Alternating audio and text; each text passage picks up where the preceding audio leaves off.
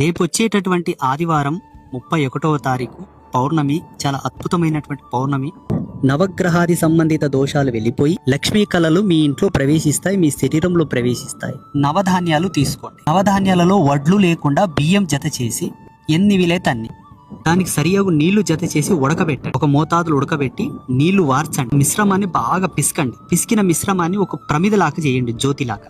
ప్రమిదను మోతుక ఆకుల మీద పెట్టి, ఆ మోతుక ఆకులను ఒక కాపర్ ప్లేట్లను లేకపోతే సిల్వర్ ప్లేట్లను పెట్టి దాని మీద పసుపు కుంకుమ వేసి దాని మీద ప్రమిద పెట్టి శుద్ధమైన దేశవాళి ఆవు నెయ్యి లేదా నువ్వుల నూనె, దీపం నూనె పోసి 5 వత్తులు వేయండి. చుట్టూర్త పసుపు కుంకుమ బొట్లు పెట్టి ఆ దీపాలు క్రమంగా అన్ని వెలిగించండి. చేతిలో అక్షింతలు తీసుకొని మంచిగా సంకల్పం చెప్పండి.